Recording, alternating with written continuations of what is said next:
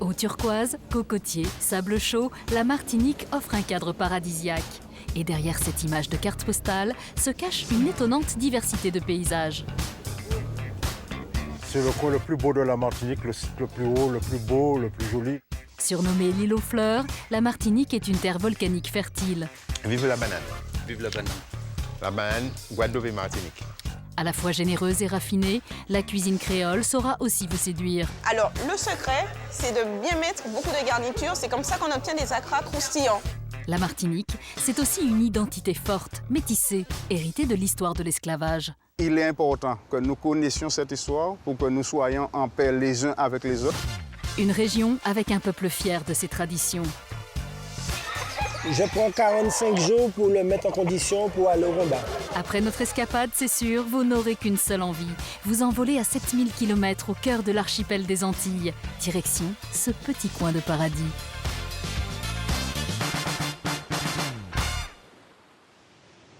Notre découverte de la Martinique commence par la presqu'île de la Caravelle. Falaise déchiquetée, mer écumante, ce bras de terre long de 12 km s'avance dans l'Atlantique. Toute l'extrémité est une réserve naturelle gérée par le parc régional. Et c'est Robert qui est responsable de ce secteur. Après une carrière dans la banque en métropole, il a décidé il y a 12 ans de revenir au pays, au plus près de la nature. Nous sommes dans la réserve naturelle de la Caravelle. Nous sommes dans une forêt sèche. C'est une forêt qui reçoit moins de 1500 mm d'eau par an et nous sommes en plein dedans. Robert va d'ici peu partir à la retraite. Il est en train de former la relève. Salut Thomas, comment ça va? Bien et toi? Ça va bien? Qu'est-ce qu'on fait Tu es aujourd'hui? venu me voir, on va faire un petit tour dans la mangrove. Ok. On va voir un petit peu tout ce qu'il y a dedans. Classée depuis 1976, la réserve de la Caravelle s'étend sur près de 400 hectares. C'est un site protégé, un vrai réservoir de biodiversité. Dis donc, c'est quoi cette marque rouge là sur les arbres? Cette marque rouge représente, c'est un danger. Cet arbre s'appelle un mançonnier. Bon, c'est vrai que je l'ai touché, mais je ne vais pas l'écorcher parce que la sève de cet arbre est nocive. Il suffit que ça tombe sur la peau ou dans les yeux, c'est l'hôpital. Cet arbre se retrouve aussi souvent le long des plages. Vous êtes désormais prévenus. Alors, cette espèce s'appelle le gommier rouge, autrement dit le Cimaroba beocea. Les feuilles du gommier rouge, en médecine traditionnelle, c'est radical et en compresse contre la conjonctivite. À Porto Rico et à Cuba, il faut une boutade avec cette espèce. On l'appelle l'arbre à touristes, c'est comme ça s'appelle. Direction à présent, la mangrove. Cet écosystème si particulier, trait d'union entre terre et mer. Il faut savoir qu'on ne trouve de la mangrove que dans les pays chauds, autrement dit les pays subtropicaux. Et pour qu'il y ait mangrove, il faut une eau au moins à 20 degrés, sinon plus c'est un apport d'eau douce. Ça sert de protection, de nutrition pour les espèces qui naissent dans la mangrove, qui passent soit la totalité de leur vie, une partie de leur cycle de vie dans la mangrove. Donc si on détruit la mangrove, on détruit la vie ici aussi. Aujourd'hui, la mangrove occupe moins de 2% de la surface de l'île, mais son rôle reste essentiel. C'est quel type de crabe? Ça, c'est des crabes sémaphotes ou crabes violonistes. Donc, ils ont une grosse pince et une petite pince. Mais ils ne deviennent pas plus gros. Hein. Donc, tu penses bien qu'avec des petits crabes comme ça, on ne peut pas faire un repas. Puis, de toute façon, c'est interdit. La mangrove protège aussi les côtes de l'érosion. Les arbres constituant cette forêt tampon sont très particuliers. Le palétuvier, c'est la seule espèce qui peut survivre ou vivre, si tu veux, dans cet espace, dans ce milieu, tout simplement parce que c'est l'espèce qui peut supporter une grande part de salinité du milieu. Il y a plusieurs types de palétuviers. Alors, Thomas, observe bien cette espèce, c'est lequel? Alors, c'est le palétuvier noir. Ben, au niveau des feuilles, si on regarde bien, on voit des petits cristaux de sel, c'est bien ça? C'est le seul palétuvier dont le sel remonte par les feuilles. Pourquoi? Tout simplement par rapport à l'apport des pneumatophores, on dit des petites racines. Ça permet d'une part la respiration du sol et le sel remonte par les feuilles du palétuvier noir. Là, on voit l'espèce pionnière, c'est le palétuvier rouge, qui est assez caractéristique avec ses racines en échasse, qui permettent aux petits poissons, lorsqu'ils ont éclos, de pouvoir venir se réfugier. Une atmosphère dont ne se lasse pas Robert. C'est très très calme et puis c'est quoi? C'est le clapotis de l'eau, des poissons qui sautent, des oiseaux qui chantent. C'est formidable. Mais il est un autre endroit incontournable sur la presqu'île.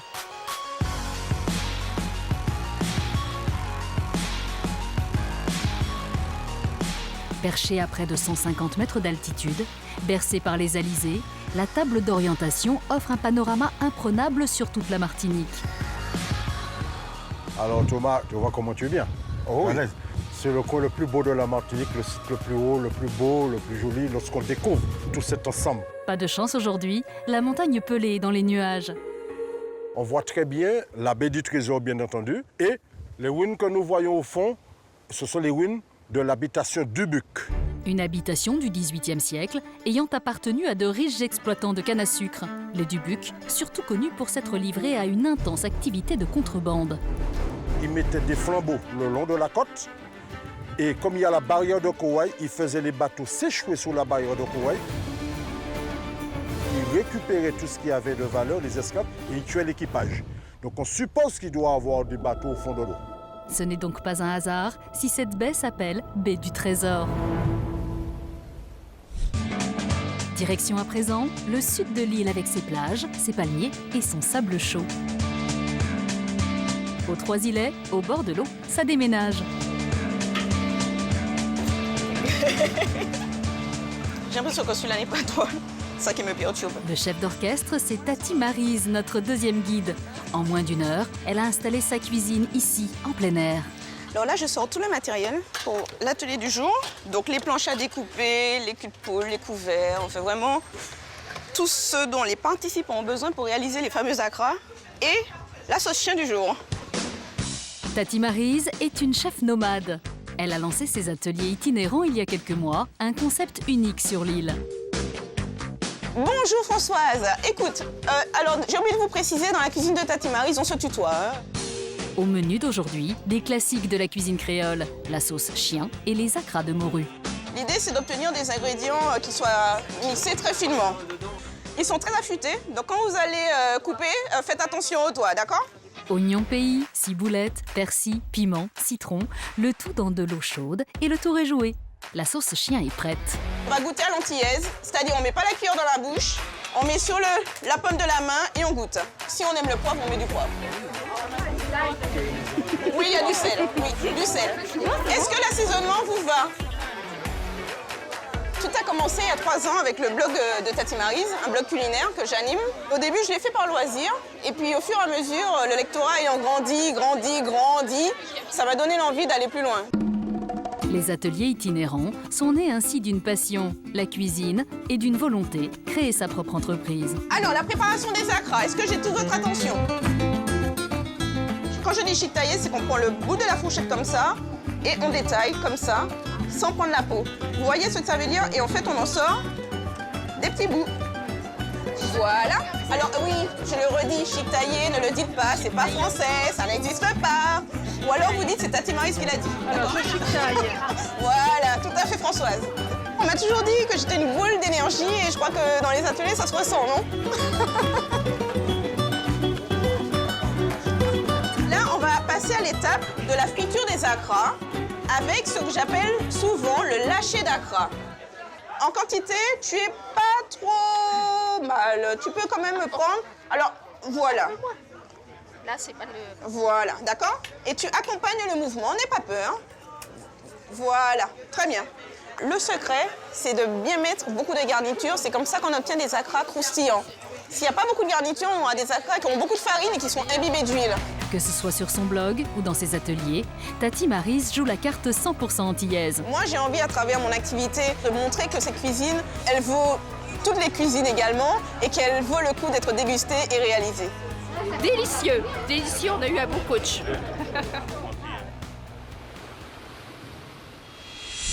Il est une autre douceur qui fait la fierté des Martiniquais. Un fruit que nous connaissons tous, et c'est Arnaud qui va nous en dire plus. Il vit ici depuis 6 ans. Il est ingénieur agronome, spécialiste des zones tropicales. On est chez Monsieur Nouvet. Là, on voit déjà un producteur de bananes. La banane, c'est première production de la Martinique, donc on On se devait de venir voir un planteur. Si la filière a connu des difficultés ces 20 dernières années, son poids dans l'économie locale est toujours considérable. La banane, c'est plus de 50% du PIB agricole de l'île. Bonjour Daniel. Bonjour Merci de Arnaud. nous accueillir. Oui, bienvenue chez moi, sur mon exploitation. Aujourd'hui, comme tous les mercredis, c'est le jour de la récolte et du conditionnement. Dans la bananeraie, la récolte proprement dite se fait en duo. À l'aide d'une machette, le coupeur sectionne le tronc et ramasse le régime de bananes. Le porteur le réceptionne. Direction le hangar de conditionnement. Un beau régime, ça pèse combien? Un beau régime entre 35 et 40 kilos. Chaque régime porte en moyenne 120 fruits. Une fois sa gaine de protection retirée, il faut le dépâter. La pâte, ce sont cette grappe de fruits, hein? Cette grappe de banane. Tu veux bien essayer pour voir? Il faut un petit peu attaquer la rampe. Oui, oui. OK, d'accord. Ah, c'est costaud quand même. Oui, c'est quoi? Chaque pâte de banane est ensuite lavée, recoupée, pesée et triée. Longueur, calibre, courbure, aspect esthétique, les fruits doivent répondre à un cahier des charges très précis et rigoureux. Jusqu'à 30% d'entre eux peuvent être jugés impropres à la commercialisation. C'est très, très, très difficile de prendre un régime de banane au champ pour l'emmener au hangar de conditionnement sans causer des dégâts au régime. La peau de la banane, il est excessivement très fragile, très fragile. Au moins de petits chocs, hein, on voit les dégâts. Ergonomie, minutie, délicatesse, l'objectif est donc de réduire au maximum les pertes. Un travail de chaque instant, du champ jusqu'à l'emballage. C'est le poste clé. Un bon emballage permet une bonne vente. Toute la production de Daniel est ensuite exportée vers la métropole. Chaque semaine, depuis les Antilles, ce sont plus de 20 millions de bananes qui traversent l'Atlantique. 10 jours de bateau et elles seront presque sur nos étals. C'est vrai que c'est intéressant que les gens sachent que la banane arrive verte. Oui, Elle est envoyée verte, elle arrive verte en métropole, elle est mise en mûrisserie. Et qu'est-ce qui se passe en mûrisserie? Les cartons sont mis dans des chambres dans lesquelles, grâce à un gaz, l'éthylène, oui, l'éthylène, on arrive à faire mûrir, c'est-à-dire rendre jaune les bananes avant qu'elles soient envoyées en grande surface pour être consommées. Mais au fait, savez-vous comment pousse un bananier? Un bananier, il faut dire que c'est une herbe géante. Ce n'est pas un arbre, c'est une herbe géante. Bon, ce qui est important, c'est que cette partie-là, la base du bananier, c'est ce qui fera des racines et c'est de là que repartira les rejets. Ça veut dire que si on prend une banane, qu'on la met dans le sol, ça ne va pas donner une plante. Non. Donc le bananier a une reproduction végétative, c'est ça? Oui, végétative. Qui fait que c'est par le rejet qu'on va avoir un nouveau bananier. Oui, la banane n'a pas de graines. Elle n'a donc pas besoin d'agents pollinisateurs pour être fécondée. Tout se joue très tôt en interne. À 2 mois, la formation du régime va se faire ici. Ça veut dire que dans le bulbe, tout est déjà prévu. C'est ça, hein? Absolument. Et que, en fait, si on voudrait prendre l'image, ce serait presque comme un accouchement. C'est-à-dire qu'on a une fleur qui se forme dans le bulbe, mais qui est invisible, qui est dans le tronc. Oui. Et la fleur monte dans le tronc sans qu'on la voie. Sans qu'on la voie. Jusqu'à, au bout de 6 mois, sortir comme un accouchement. La fleur sort du tronc, quoi. Absolument. Ça grossit, ça s'allonge et ça s'ouvre en même temps. Agriculteur depuis 30 ans, Daniel, comme beaucoup d'autres planteurs de la région, s'est aujourd'hui tourné vers une culture raisonnée. Il a par exemple planté de l'arachis, une plante rampante qui couvre le sol de ses parcelles. En investissant sur l'herbe de couverture, on gagne en apportant moins d'eau, on gagne en ayant des bananiers beaucoup plus robustes dont la production est meilleure, on gagne parce qu'en fait notre sol est protégé beaucoup moins d'érosion par la pluie. Et les racines de l'herbe de couverture causent, en fait, entrent dans la terre et oxygènent le sol aussi. Donc c'est génial, en fait. Pour bien comprendre, c'est du tout bénéfice pour le planteur. Et pour la santé des consommateurs aussi. Ces 10 dernières années, la filière a réduit de 75% l'utilisation de produits phytosanitaires. Vive la banane. Vive la banane. La banane, Guadeloupe et Martinique. Très sucrée. Elle est vraiment très sucrée, très bonne. La Martinique a une histoire forte qui a forgé son identité. Serge est professeur d'histoire-géographie. Fervent défenseur du patrimoine de l'île, il a tenu à nous emmener au mémorial de l'Anse Cafard. Ici, au large du rocher du Diamant, en 1830, un bateau négrier provenant de Guinée a fait naufrage. 174 personnes ont péri noyées. Le blanc représente à la Martinique la couleur du deuil. Donc c'est un hommage à ces morts, à ces disparus dans ce naufrage. On a cette impression-là qu'ils voudraient effectivement remonter à la surface, mais qu'ils ne peuvent pas, ils sont attirés vers le bas. D'où cette masse qui les entraîne vers le bas. Ils sont enchaînés au bateau. Tous courbés et regroupés sous le poids d'un destin commun. Les personnages sont placés sous une forme triangulaire, ce qui représente le commerce triangulaire. Dans ce commerce, pendant plus de 2 siècles, des centaines de milliers de personnes ont été arrachées à leurs terres africaines pour travailler ici, dans les plantations de canne à sucre. Il est important que nous connaissions cette histoire pour que nous soyons en paix les uns avec les autres et que nous apprenions à mieux nous connaître, à digérer cette histoire et puis à être véritablement nous-mêmes, en ayant digéré notre histoire et en nous accomplissant, nous sommes le produit de tout cela. Longtemps reniées, ces racines africaines sont aujourd'hui assumées et beaucoup de Martiniquais ont décidé qu'il était grand temps de valoriser la culture des ancêtres. Au revoir Gilbert. Alors, ça fait 16 jours. Voilà. Gilbert est le fondateur de la Savane des Esclaves, un magnifique site de 2 hectares où il a reconstitué à la force de ses bras un village d'antan longtemps. Alors c'est un village typique avec ce qui existait après l'abolition de l'esclavage dans les mornes. Alors quand nos grands-parents sont arrivés dans les mornes, ils ont réalisé des petites maisons identiques avec celles que vous voyez ici. Alors ce sont des petites maisons qui sont faites avec des matériaux trouvés à proximité. Les murs sont en bambou ou en bois, la toiture en feuilles de canne et à l'intérieur, c'est du torchis. Ici, on est dans la maison de Mandoudou, ça c'est la maison familiale pour papa, maman et des 4 à 5 enfants, parce que quand j'étais petit, c'était d'actualité toujours. Ici, on a le petit moulin à coco. Le moulin à coco, c'est pour râper. Alors, on présente le coco ici, et une fois qu'on va tourner la petite manivelle comme ici, le coco, il va tomber en bas, quoi. Pas d'argent, mais très intelligent. Direction la chambre nuptiale. En dodo bio, c'est là, quoi. 50 toiles de jute remplies de paille, quoi. Alors ça s'appelle une paillasse, quoi. Et chaque enfant avait sa paillasse, et lorsque tu peux pisser dedans, il fallait le mettre au soleil le matin, quoi, l'après-midi aussi. À la campagne, dans chacun de ces villages, il y avait tout ce qu'il fallait pour vivre en autarcie. Fermes, arbres fruitiers, potagers et même jardin médicinal. S'il n'y avait pas les plantes médicinales, nos ancêtres allaient crever sur des habitations, quoi, même après l'esclavage. Quand j'étais petit, les plantes médicinales étaient toujours, comme vous voyez, à proximité des maisons. Et quand il y avait un petit malade à la maison, les gens, la seule issue qu'il y avait, c'était dans le jardin, quoi. Parce qu'on a tout, Pour une grippe, pour mal à la tête, mal au ventre, pour un gastro, on a tout, on est complet. Mal aux yeux, on a tout, quoi. La Martinique compterait plusieurs centaines d'espèces de plantes médicinales. Certaines sont déjà reconnues en pharmacopée, comme l'orthosiphon, appelé ici babincha.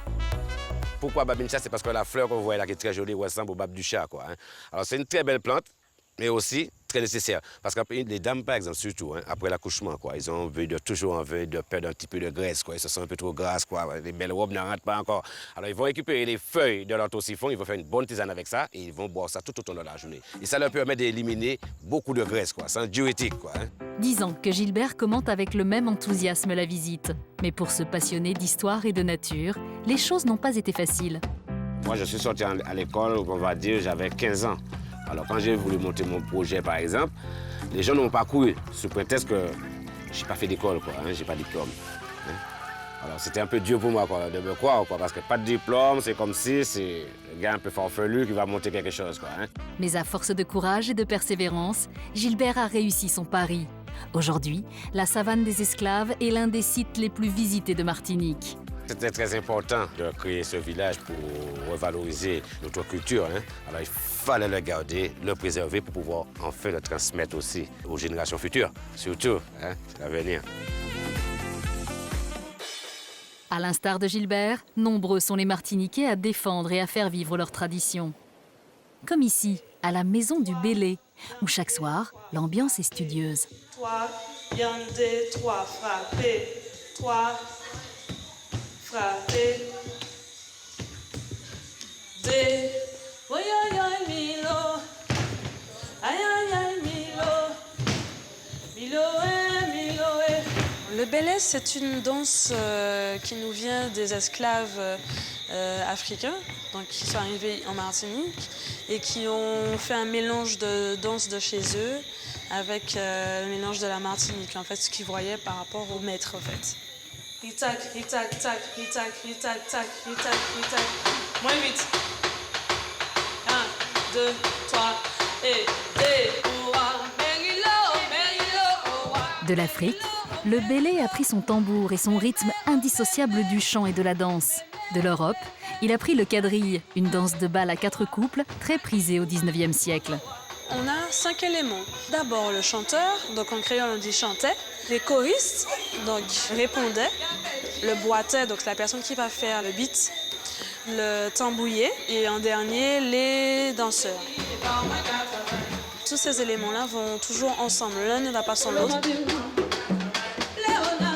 Interdit par les colons esclavagistes, le bélé s'est malgré tout maintenu dans les campagnes, transmis de génération en génération. Bien plus que du folklore, c'est une tradition toujours bien vivante. On trouve autour du bélé des gens de tout âge, des anciens, des enfants. C'est de très bon augure pour le pays, quoi, pour la tradition.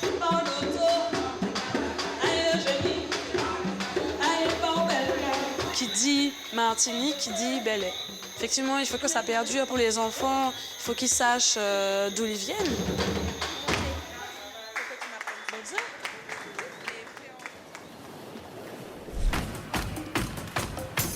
En ce dimanche matin, sur la côte Caraïbe, à Lens-Alane, l'ambiance n'est pas au farniente. Robert a voulu nous emmener voir une course de gommiers, un incontournable à ne pas manquer. Les gommiers sont arrivés. Là maintenant, ils vont commencer à se préparer le gommier, préparer les voiles, préparer le matériel. Et puis dans quelques minutes, il va avoir le départ. Le gommier tire son nom du bois à partir duquel il est fabriqué. Tout le corps du gommier est en bois fouillé, qu'on a travaillé pour faire, si tu veux, la carcasse. Et ensuite, le rivage est en planche. À l'origine, le gommier vient des Indiens Caraïbes. C'était une pirogue qui leur permettait de se déplacer entre les différentes îles, d'aller pêcher. Et nous avons récupéré cette outil, d'une part pour le travail au niveau de la pêche, mais nous l'avons récupéré aussi pour se déplacer, pour emmener des marchandises. Et le gommier de compétition est venu bien longtemps après. Aujourd'hui, avec la yole, sa cousine, c'est un loisir et un sport très populaire qui fait partie intégrante du patrimoine de l'île. C'est vraiment martiniquais, on ne trouve le gommier nulle part au monde. Il faut que cela perdure avec les jeunes, toujours formés, parce qu'il ne faut pas que cela meure. Sinon, il n'y a plus de tradition, c'est terminé. Pas d'inquiétude, la relève est assurée. Ils sont en train de mettre la voile sur le mât. Ils ont déjà vu un petit peu l'état de la mer, l'état du vent, donc ils savent quelle voile à peu près mettre pour ne pas avoir des désagréments sur la mer, pour ne pas dessaler, tout ça. Et pour ne pas tomber à l'eau, encore faut-il bien savoir se positionner. Donc en fait, c'est ce jeu-là qui est en permanence, c'est le jeu de l'équilibre, en dépliant, en se couchant, et si c'est nécessaire, on peut aller comme ça aussi. Et là, c'est la position extrême. Sportif donc. Poussez, on pousse. Tu es bien à ce côté. Voilà. Attention. On regresse là, les gars, maintenant. Allez.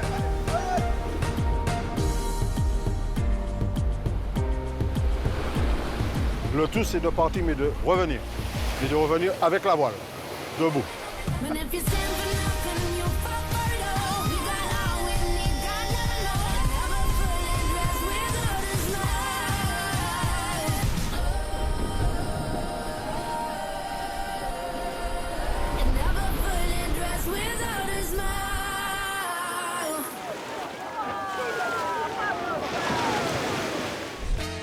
Poursuivons notre route des saveurs antillaises avec Tati Maryse. Là, je vous amène chez Mirette. Mirette, c'est une amie indienne qui maîtrise la réalisation de la pâte de Colombo. Le colombo, qu'il soit de poulet, de porc ou de poisson, est un classique de la cuisine antillaise. Bonjour. Bonjour Mireille, tu vas bien? Bonjour Marie, ça va très bien. Mais oui, merci de m'accueillir aujourd'hui. C'est avec plaisir. Mirette est une passionnée de cuisine. Elle va nous dévoiler les secrets de sa pâte à colombo, une préparation préalable indispensable pour cuisiner ce plat traditionnel, authentique et délicieux. Alors, la pâte de colombo, la base de la pâte de colombo, tu commences déjà par prendre du mandia. C'est le curcuma, c'est ce qu'on connaît aussi sous le nom de curcuma. Oui, le curcuma, c'est une racine, hein? C'est de la même famille que le gingembre. Ensuite, il te faut avoir du riz. D'accord. Il te faut avoir du cumin. D'accord. Et la coriandre. D'accord. Après avoir rincé le curcuma dans l'eau chaude, il faut, étape ô combien importante, faire griller le riz. Et à quoi sert cette étape, dis-moi, de faire griller le riz? C'est ce qui donne la consistance de la sauce épaisse. D'accord. Et aussi le bon goût de riz grillé, au fait. D'accord, un goût caractéristique. Oui. Ça, c'est un secret de ta recette ou finalement, le colombo traditionnel, il passe forcément par cette étape? C'est ma grand-mère que j'ai vu faire ainsi, et petite, et puis je regardais. J'ai fait une fois, j'ai échoué, et puis je continue. Le colombo est entré dans la cuisine antillaise avec l'arrivée des Indiens au milieu du 19e siècle. Suite à l'abolition de l'esclavage, ils sont venus pour pallier le manque de main-d'œuvre locale, les valises débordantes d'épices. Donc le curcuma, c'est la base de ta pâte à colombo. Il est plein de vertus. Oui, je ne connais pas toutes les vertus par contre. D'accord. Mais je sais que c'est pour la santé, c'est très bon. Moi, pour ma peau, je passe de temps en temps sur ma peau. Ah, carrément, c'est pas qu'à Oui, je passe sur ma peau. Si j'ai un petit bouton là au visage, je passe dessus. Une chose est sûre, le curcuma a des vertus antioxydantes et anti-inflammatoires. Ah ouais. L'odeur. Ah là, c'est du concentré de curcuma. Oui, c'est du concentré. Ah oui. Notre mélange de riz, de cumin et de coriandre est maintenant refroidi, à son tour d'être mixé. Ah ben là, impossible de distinguer s'il y a du riz dedans. C'est vraiment le secret, moi je dis. C'est bon? J'aime bien. C'est pas du tout amer. Ben non, c'est ça, pas du tout. C'est un petit goût de... comme des cacahuètes grillées. Il est temps de mélanger les deux mixtures. J'aime beaucoup utiliser mes mains. D'accord. Quand je fais ce genre de truc. D'accord. Je joue avec la matière. Je fais bien malaxer tout ça. Il suffit maintenant de rajouter un peu d'eau et le tour est joué. La pâte à colombo est prête. Sur mon blog culinaire, si je veux mettre une recette, quelle recette tu me conseillerais pour justement utiliser ta pâte à colombo? Eh bien, tu peux l'utiliser dans toutes les recettes. Dans tout. Dans tout ce que tu fais. D'accord. Elle est prête à l'emploi. Elle est prête à l'emploi. Directement. Que ce soit dans votre poulet ou votre porc, rien de plus simple. Mettez 2 ou 3 cuillères dans la casserole, laissez mijoter et vous avez toutes les cartes en main pour réussir votre colombo. C'est en pleine houle que nous retrouvons Serge. Avec Christophe, ils vont nous faire découvrir Fort-de-France par la mer. L'avantage qu'on a en mer, c'est de pouvoir voir cette baie qui est classée parmi les plus belles baies du monde depuis 2011.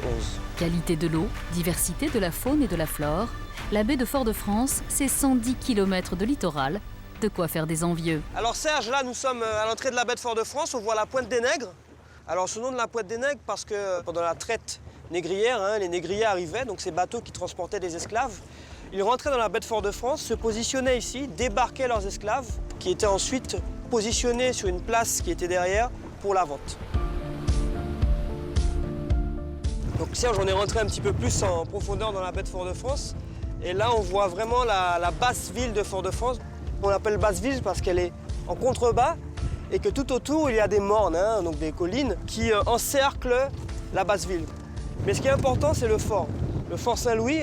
Donc là, vraiment, c'est la base de la création de la ville de Fort-de-France. Élevé au XVIIe siècle, ce fort est l'une des plus belles fortifications de toutes les Caraïbes. Depuis peu, ses portes sont à nouveau ouvertes aux curieux. Voilà, les portes du fort s'ouvrent. Donc là, on voit vraiment les matériaux de construction de la fortification. C'est un promontoire rocheux et qu'on a habillé avec une fortification. Les matériaux utilisés étaient surtout la pierre roche volcanique, qu'on appelle l'andésite. Donc la main-d'œuvre, qui était principalement une main-d'œuvre d'esclaves, allait récupérer, casser des pierres et les ramener ici pour la fortification. Donc les pierres parlent. Les maîtres n'étaient pas très favorables à ces travaux parce que pendant ce temps, ils ne travaillaient pas sur les habitations à la production de la canne et du sucre. C'est d'ailleurs entre autres l'abolition de l'esclavage qui mettra un terme aux constructions des fortifications sur l'île. Ici, au niveau de la route que l'on voit en contrebas, c'était une rivière qui passait, avec un pont-levis qui donnait sur la demi-lune. Donc la demi-lune, c'est l'espace avancé de protection qui permet effectivement de garder la position pour empêcher l'ennemi de rentrer. En vain, le fort changea plusieurs fois de propriétaire et de nom aussi. À chacune de leurs incursions, les Anglais le rebaptisèrent Fort Edward. Alors ici, nous sommes dans une casemate. Donc cette casemate, toujours creusée dans la pierre, en forme de galerie, nous permet de stocker du matériel, mais aussi tout ce qui était poudre, poudre à canon. Aujourd'hui, la poudre à canon a été remplacée par une autre, tout aussi explosive, mais plus festive. Donc là, on est sur les chemins de ronde. Oui. Donc, ce qui est intéressant ici, c'est que pendant le 30 décembre, on a les boucans de la baie, donc un spectacle pyrotechnique. Et c'est ici que sont les pas de tir. Donc tout le feu d'artifice part d'ici grâce à l'autorisation de la Marine nationale. Et pour nous, le clou du spectacle est encore un peu plus haut. Alors Serge, nous sommes ici au Grand Cavalier, donc c'est le plus haut sommet. Donc on est à 60 mètres de hauteur du Fort Saint-Louis. Et ici, on a une vue imprenable sur la basse ville de Fort-de-France. On a la cathédrale Saint-Louis, qui rend hommage au saint patron de Fort-de-France, Louis IX. Après, on arrive un petit peu plus sur la droite et tu vas voir le dôme. Tu le vois, le dôme surmonté d'une tige faîtière. Donc c'est la bibliothèque Schellcher qui date de 1893. Elle a d'abord été montée à Paris, dans le jardin des Tuileries, avant d'être transportée pièce par pièce, ici. Alors, au début, le fort s'est appelé Fort Royal. La ville s'est créée. Et moi, j'avais une question à te poser. Comment appelle-t-on les habitants de Fort-de-France ? On les appelle les Foyalais. Est-ce que tu sais pourquoi ? Par rapport au Fort Royal. Voilà, et exactement. Au fait que nous ne prononçons pas les R. Donc un habitant de Fort Royal était un Fort Royalais. La contexture du nom. Et aujourd'hui, un habitant de Fort-de-France est toujours un Foyalais. Un Foyalais. Voilà. Petit moyen mnémotechnique pour vous en rappeler, quand faut y aller, faut y aller.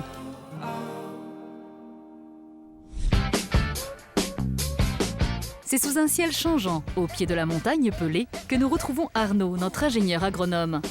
Alors là, on est chez Léon Tisgras, dit Tonton Léon, un des seuls producteurs bio maraîchers de la Martinique. Bonjour Léon. Salut Arnaud. Comment ça va? Ça va bien. Léon nous reçoit dans ce que l'on pourrait appeler le laboratoire de son exploitation.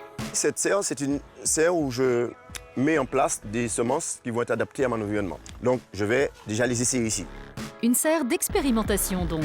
Ici sont testées, analysées toutes les variétés de légumes avant d'être mises en parcelles. Alors, c'est la Nova. La Nova, essayée en même temps que la Ecober, on sent que ça va donner. C'est tendre, c'est bon, pas de fil, tu vois. Donc, c'est super. Ça, la sélection est d'office. Autre travail de recherche mené par Léon, remettre au goût du jour des produits d'antan comme cette variété d'oignons. Il y a eu, à la Martinique par le passé, des produits endémiques, mais qui a disparu. Mais certaines personnes ont encore quelques plants, mais qui n'ont plus la force de travailler. Donc, nous avons un travail, nous agriculteurs, de faire revivre, je dirais, ce produit-là. Pourquoi? Ce sont des produits qui sont adaptés à notre environnement. Ce sont des produits qui ne demandent pas beaucoup d'entretien. Ce sont des produits qui poussent facilement. Adaptés et résistants, ils n'ont donc pas besoin de produits phytosanitaires. Et ici, même le désherbage est 100% naturel. Ce type d'animal fait partie intégrante de mon exploitation. Il sert à l'entretien de mes parcelles. C'est ta débroussailleuse. Ma débroussailleuse naturelle. Qui amène des amendements organiques en plus. Donc c'est génial. Ah ouais. Léon a repris l'exploitation familiale il y a 10 ans. Il défend avec ferveur le jardin créole. Le jardin créole, au départ, c'est un jardin qui est près de la maison et qui va nourrir la famille. Une fois le sol préparé, on va emmener plusieurs cultures en même temps sous ce billon qui ont la propriété de se protéger entre elles. On va créer ce qu'on appelle la lutte microbienne. Chaque légume attire des insectes différents qui vont s'affronter entre eux au lieu d'attaquer les plantes. Grâce à cette méthode, Léon n'utilise pas de pesticides. Du jardin créole au bio, il n'y a donc qu'un pas. Cette passion-là de la terre, ça vient d'où en fait? Mon père était passionné parce qu'il a beaucoup travaillé la plante médicinale dans le jardin créole. Et ça, c'était son hobby et sa passion. Et quand je le voyais faire, quand je voyais prendre des herbes, soigner les animaux, soigner les gens, donner des médicaments aux gens et tout, j'ai trouvé ça mais adorable. Et ça m'a amené le goût de connaître la nature. Aujourd'hui, Léon cultive avec passion 14 hectares de terre.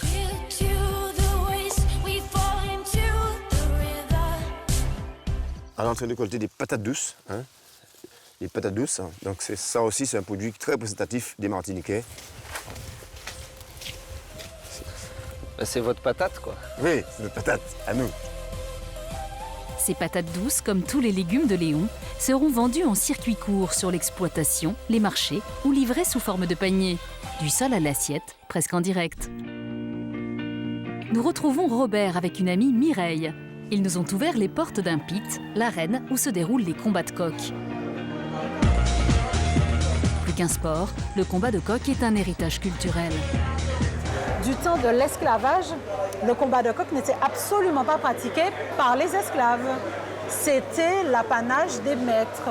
Avec l'abolition, les esclaves se sont appropriés la pratique des anciens maîtres et c'est devenu une activité démocratique en fait. La discipline, en se développant, a généré bien des activités. Éleveurs, sélectionneurs, entraîneurs se partagent le terrain. David est un passionné. Il est à la tête d'une écurie d'une centaine de coqs. Je taille le coq, c'est pour qu'il soit plus compétitif dans le combat. Donc ça veut dire qu'il soit aéré, qu'il n'est pas trop chaud. Parce que s'il a chaud, il ne pourra pas se battre. Il sera essoufflé plus rapidement. Après la mise en pli, place à l'entraînement. Je prends 45 jours pour le mettre en condition pour aller au combat. Donc un entraînement tous les 3 jours. On va lui donner un petit peu de massage cardiaque. C'est comme si c'était un sauteur à la corde, quoi. Vous l'avez compris, ce sont des athlètes de haut niveau et à leurs heures, funambules aussi. La corde, c'est un moyen pour faire un coq perdre du poids rapidement. Là, il fait ses jambes, sa résistance aussi, et le battement d'aile. Donc, c'est un exercice qui est assez contraignant. Pour fabriquer des champions, il n'y a pas de secret. Il faut avoir le bon reproducteur, la bonne poule, la bonne condition physique. Et surtout, la chance de gagner le jour dans l'arène. Dans l'arène, justement, la tension commence à monter. Les coqs sont pesés pour rendre encore une fois équitable le combat. On ne fait pas combattre des coqs de poids différents. Les Martiniquais sont de grands joueurs. Les mises peuvent vite grimper. Malgré les enjeux, rien n'est écrit, tout se passe à l'oral. Les gars qui prennent les paris là, mais ils n'écrivent pas le nom des personnes. Non, tout se fait. Il arrange la foule. C'est la mémoire et la confiance. Les coqs sont parés, les paris pris, place au combat.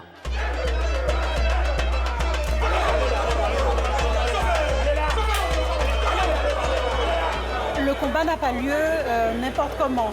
Il y a un arbitre, ça c'est très important, parce qu'il y a des règles. C'est une chose sérieuse, on ne fait pas n'importe quoi. Donc tu vois qu'il n'y a pas de... Il y a des coups qui sont portés, mais il n'y a pas de sang qui gicle. En tous les cas, le public commence déjà à chauffer, à ne pas s'énerver, mais à se dresser. Enfin, chacun soutient son corps. Les combats vont s'enchaîner tout l'après-midi. Ils peuvent durer quelques secondes, comme près d'une demi-heure. Donc, celui qui est resté couché, il a perdu. Exactement, le coq qui est resté couché. Voilà. Qu'est-ce qui te plaît exactement? Qu'est-ce qui vraiment qui t'attire, qui te plaît On ne juge personne, en fait. Le seul jugement est porté sur la valeur du coq. Qu'on soit riche, pauvre, qu'importe, béquet, indien, quelle que soit la couleur, l'origine, il n'y a pas de problème. La seule chose qui compte, c'est la valeur du coq. En métropole, les combats de coqs ne sont plus autorisés, mais tradition oblige, ils le sont toujours ici. Un plaisir auquel les Martiniquais ne sont pas prêts de renoncer. Pour reprendre des forces après toutes ces émotions, Maryse nous invite à une pause gourmande. Suivez-moi, on va voir un chef très connu en Martinique, le chef Bredas, qui va nous dévoiler une de ses recettes. Bonjour chef. Tante Maryse. Bonjour. Merci beaucoup de m'accueillir aujourd'hui dans ton restaurant. C'est très agréable de te recevoir ici. Eh ben, merci beaucoup pour cette recette. La recette ne commence pas en cuisine, mais en pleine nature. Au menu de la cueillette, des herbes pour une soupe verte. Nous allons prendre quelques feuilles de Centella asiatica. Là, c'est une pure découverte pour moi. Hein. Ça ressemble à du nénuphar de loin, sauf que c'est pas dans de l'eau. Explique-moi, c'est quoi? La Centella asiatica, c'est la plante qu'on appelle centenaire. C'est une plante qu'on dit qui nous permet de vivre vieux. Ah. Alors, il faut en mettre beaucoup. Ouais, il faut. Et dites-moi, chef, est-ce que c'est une habitude justement de venir comme ça dans le jardin pour réaliser les recettes? Oui, bien sûr, ça fait partie de moi. Je suis un enfant des mondes, ce qui implique qu'aujourd'hui, avec mon expérience, je reviens à une réalité profonde martiniquaise. C'est-à-dire que la nature joue un premier rôle dans ma cuisine. Une cuisine créative qui sait surprendre. Nous allons faire un yam cake. Je l'ai mis en anglais exprès. Yam, gâteau d'igname. Oui. Dans une crème de betterave. Avec son coulis d'herbage. Et le lambi, c'est pour Le quoi? lambi, c'est le yam cake, c'est au lambi. Ah. Il sera fourré au lambi. D'accord. Le lambi, c'est le mollusque issu de ce coquillage. Pendant qu'il cuit dans un bouillon, préparons la soupe verte et la crème de betterave. Comment est arrivée cette passion pour la cuisine, chef? J'ai voulu entrer à l'école hôtelière pour être barman. Mais en arrivant à l'école, les formateurs, les professeurs de cuisine, et tous, parce qu'on a fait le trop commun, la première année à l'école hôtelière, ils ont tous dit, toi, c'est même pas la peine, tu as des réflexes de chef. C'est cuisine la deuxième année. 30 ans après, Jean-Charles est un chef reconnu, bien au-delà des frontières de l'île. C'est excellent. Waouh! Veux-tu m'épouser? Ah ben attends, presque. J'attends de voir la fin de la recette. 2 coups de mixeur. Et le tour est joué. Occupons-nous maintenant du yam cake au lambi.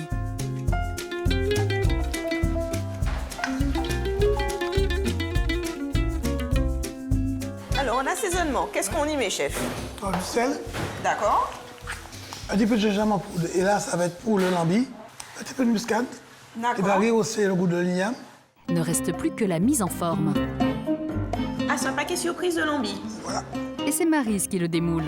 Tu me dis, hein, parce que voilà, c'est toi qui... Tu appuies voilà. D'accord, hop. Légèrement, tu fais. Et là, j'appuie et je fais monter, tout simplement. Voilà. Waouh! Et attends, comment je retire? Tout simplement. Place au dressage. Derrière cette recette se cache en fait toute une réflexion identitaire. Dans cette assiette, on trouve justement ce que nous sommes vraiment, avec une matrice africaine qui est l'igname et une présence forte amérindienne qui est le lambi. Et ensuite, il y a l'apport européen et la betterave. Et puis après, le reste, c'est le lien. Le lien, ce qui fait de nous ce que nous sommes. Le lien, c'est l'indianité. La maîtrise des épices. Bon, je l'appelle cuisine créole, mais en fait, c'est même pas une cuisine créole, c'est une cuisine réfléchie. Oui, c'est une pensée. Oui. Une pensée qui se savoure.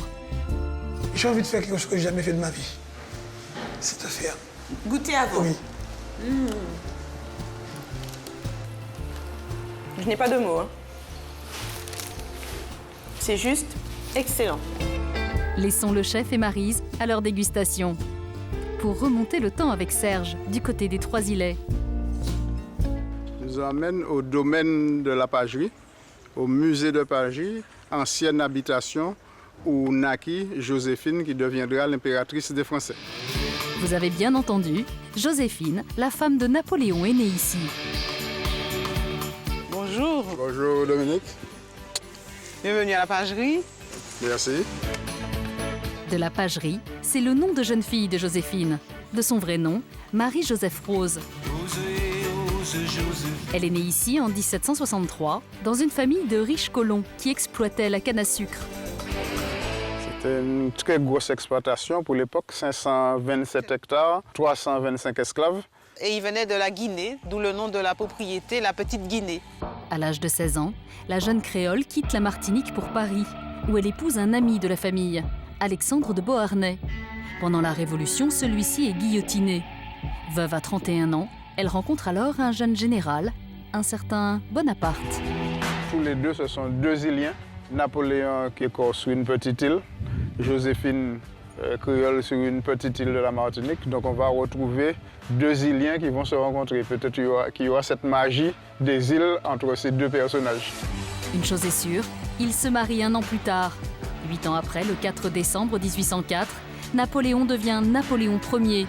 Joséphine est sacrée impératrice des Français.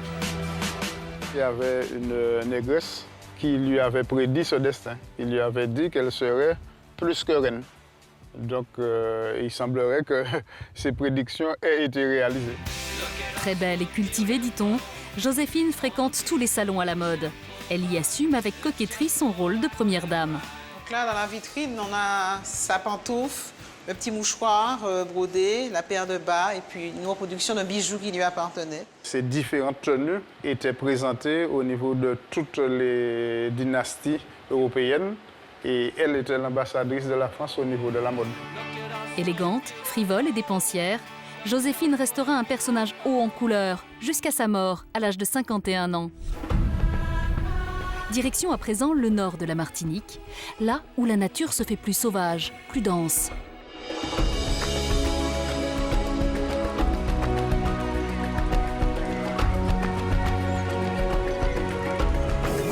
Au pied de la montagne pelée, dans un écrin de verdure, nous rejoignons Robert. Après la mangrove et la forêt sèche, il va nous faire découvrir un autre type de milieu naturel. Bonjour Alex. Bonjour Robert, tu vas bien? Bienvenue au domaine d'Émeraude. Le domaine d'Émeraude, c'est un parc de 24 hectares niché au cœur de la forêt tropicale humide. C'est quoi exactement une forêt tropicale? Alors c'est vrai que le monde est assez vaste, hein. Donc bon, imaginez la Martinique, un petit point sur le globe terrestre. Hein. Après, donc on sait qu'on est situé très près de l'équateur. La grosse caractéristique, c'est pluie et soleil. Donc c'est ce que demande le végétal. Et tout ce qui est végétal en milieu tropical va avoir une croissance exponentielle. Donc la caractéristique de la forêt tropicale, c'est avoir une abondance de végétaux qui est due aux conditions climatiques. Cette forêt humide couvre environ 20% du territoire de la Martinique. On la retrouve essentiellement sur les reliefs du nord de l'île, là où la pluviométrie est la plus importante. Ici, en moyenne, il tombe près de 3 mètres d'eau par an. Logique que tout soit si vert et si luxuriant. Tu vois bien cette richesse au niveau de la végétation, donc tout ce qui est herbacé, tout ce qui est arbre, arbrisseaux, des lianes, mais aussi des épiphytes. Hein, donc on va parler de jardin suspendu. La plante épiphyte, c'est une plante donc, qui va utiliser l'arbre comme support, mais sans pour autant détruire l'arbre. Hein. Donc elle s'accroche à l'arbre, elle va se nourrir, mais pas aux dépens de l'arbre. L'épiphyte n'est donc pas une plante parasite. La Martinique abrite près de 400 espèces d'arbres. C'est 3 fois plus qu'en métropole. Y a-t-il un danger pour circuler ici ou alors pour faire son jogging ou sa petite randonnée? Non, il n'y a pas de difficulté majeure, ni de danger majeur. Hein. La forêt tropicale, notamment celle de Martinique, n'est pas coiffée d'animaux agressifs. Donc le randonneur, paisiblement, donc il suffit de suivre bien les balises au sol. Il va faire son circuit de randonnée sans trop de danger. Alors on va parler du botrope, donc notre serpent de Martinique, mais il est en général arboricole, donc il vit quand même le plus souvent dans l'arbre. Quelquefois, donc c'est vraiment très accidentel, il peut se retrouver au sol, mais c'est pas la bête qui est agressive. Vous l'aurez compris, côté faune, il n'y a pas grand-chose à se mettre sous la dent. Loin de l'image que l'on peut s'en faire, la forêt tropicale en Martinique est plutôt un havre de paix. Pour terminer notre voyage, retournons sur la presqu'île de la Caravelle. Dans ce décor champêtre, nous retrouvons Arnaud. On va visiter une exploitation qui s'appelle l'exploitation du Galion. C'est une exploitation qui fait bananes, cannes et élevage. Donc là, aujourd'hui, on va voir la partie élevage avec une espèce bien typique en Martinique qui s'appelle le zébu brahman.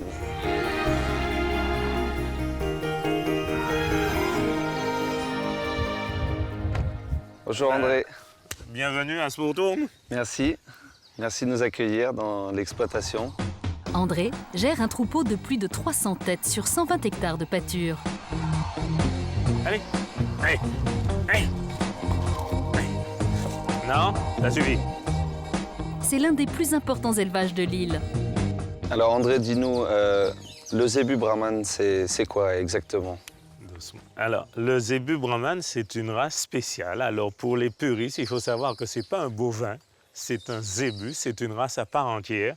Donc ce qui caractérise la brahmane, c'est un mufle assez large, noir, une tête très large, des cornes un peu arrondies, des oreilles très longues et puis la bosse. Donc s'il n'y a pas de bosse, ce n'est pas un brahmane.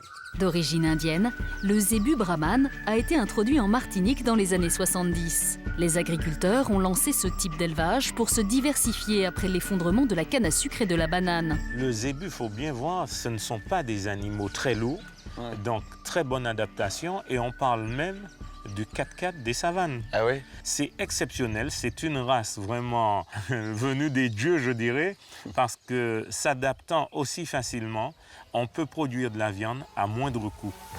André croise ses femelles brahmanes avec des taureaux de type européen. Le but, optimiser les qualités bouchères.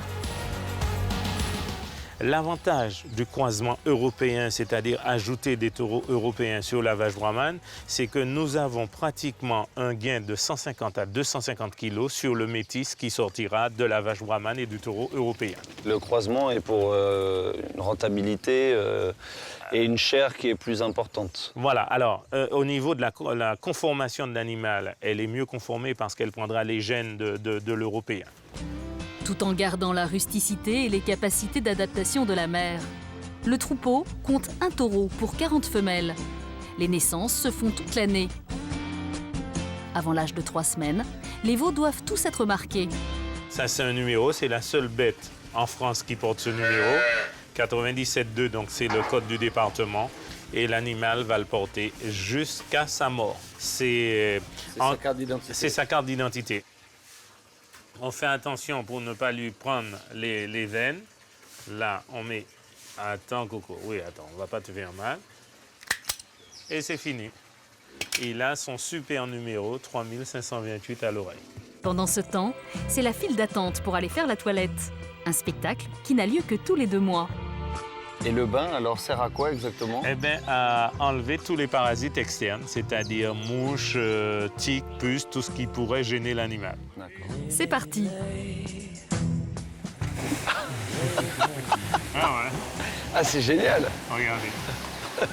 Non, mais c'est très intéressant. Alors, ça passionne énormément les enfants.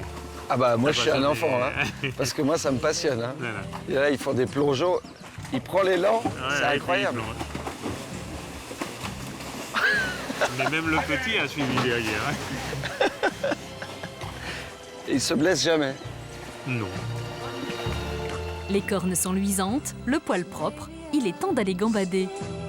C'est un moment magnifique de voir tous les veaux gambader, les naissances le matin, c'est exceptionnel et c'est un vrai moment de plaisir de travailler aussi dans la nature. C'est un métier passionnant et j'invite aussi les jeunes à se lancer dans l'agriculture. C'est un très beau métier.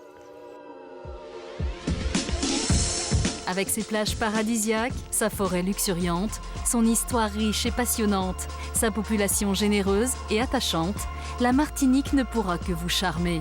Alors n'hésitez pas, pour vos prochaines vacances, partez découvrir ce petit coin de France au cœur des Antilles.